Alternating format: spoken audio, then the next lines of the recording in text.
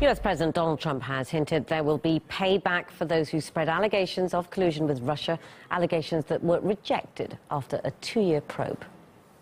There are a lot of people out there that have done some very, very evil things, very bad things, I would say treasonous things against our country. Those people will certainly be looked at. I've been looking at them for a long time, and I'm saying, why haven't they been looked at? They lied to Congress. Many of them, you know who they are. We can never, ever let this happen to another president again. Only a summary of Robert Mueller's report into collusion has been published. Democrats and parts of the media are now demanding to see the whole thing in the hope of still pinning the president. Caleb Morpin has more. For 2.5 years, U.S. media has given lots of airtime to the infamous Russiagate allegations, and online media no less than TV. One study showed over 530,000 articles on Trump-Russia collusion allegations or the Mueller probe have gone online since the probe was launched in 2017. But now, according to the report from Special Counsel Robert Mueller, it was all for nothing. No collusion took place. So why did the U.S. media run so long with something that turned out to be a total red herring? Well, some voices blame Trump for it. They say that it's his fault the media went with the story for so long. Why did Donald Trump and why did his administration and why did everybody close to him lie about contacts that they had with Russia throughout the course of the campaign? Why did he say that he believes Putin over the intelligence community? Why did he talk about leaving NATO, things that put our national security at jeopardy? Why doesn't he release his tax returns? Some say that it's just a cover-up, that William Barr, the U.S. Attorney General, is protecting Donald Trump. Attorney General Barr, who auditioned for his role with an open memorandum suggesting that it was almost impossible for any president to commit obstruction of justice since he is the head of the executive branch, made a decision about that evidence in under 48 hours. Given Mr. Barr's public record of bias against the special counsel's inquiry, he's not a neutral observer and is not in a position to make objective determinations about the report.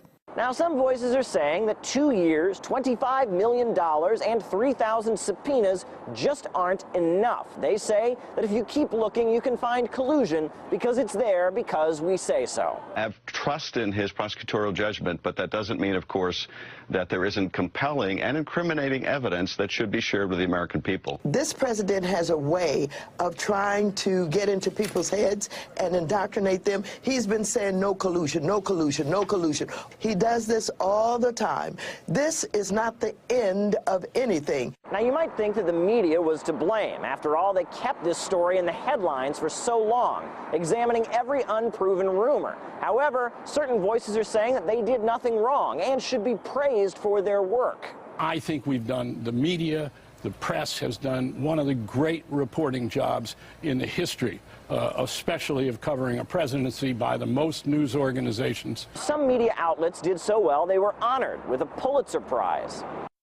For deeply sourced, relentlessly reported coverage in the public interest that dramatically furthered the nation's understanding of Russian interference in the 2016 presidential election and its connections to the Trump campaign, the president-elect's transition team and his eventual administration. Trump once told the media that apologizing can be a great thing when you're simply wrong. Whether or not they'll heed his advice remains to be seen.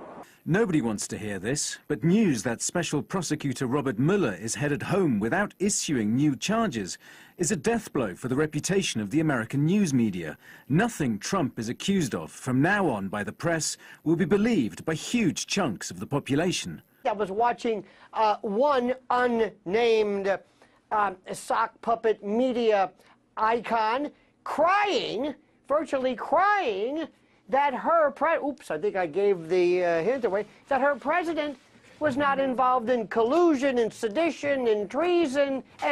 But here's what I find the most fascinating. I'm a lawyer by profession, I'm sure you know this. And I'm trying to figure out what is it about no evidence are people trying to dissect.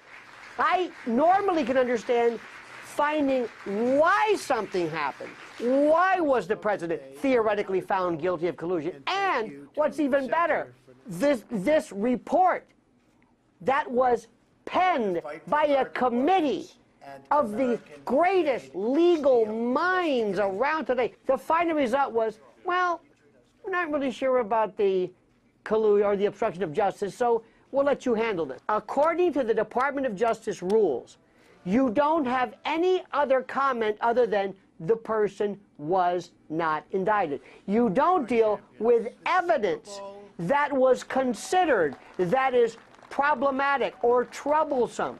That's what Comey did, and that's what we're seeing now. They're violating their own rules, these two by-the-book titans. According to the report summary, Russia, while not colluding with Trump, did successfully influence the outcome of the 2016 presidential election. It also names WikiLeaks as a Russian agent. The results of Mueller's investigation will be discussed in our programme, Going Underground, with Afshin Rattanzi. He spoke to WikiLeaks editor-in-chief about why the probe singled out the whistleblowing organisation. Well, I think it's very interesting that at least the Attorney General acknowledged that this was disseminated through dozens of media organizations, which are the entities that are mentioned, but only WikiLeaks is mentioned by name. So if you look at the details of what other media organizations were doing exactly the same thing as WikiLeaks, basically publishing the information and publishing stories on information, they included all the major media organizations in the Western world. So why singling out WikiLeaks? That is quite absurd, but it shows the hostility towards the organization. It's quite obvious, and we have information that actually just within the 24 hours after the election in 2016, it was decided that all blame for the humiliating loss of Hillary Clinton should be placed on the Russians, and it was, of course, obviously necessary to put WikiLeaks in the middle there, whereas, of course, we've been blamed for cooperating with Russian agents in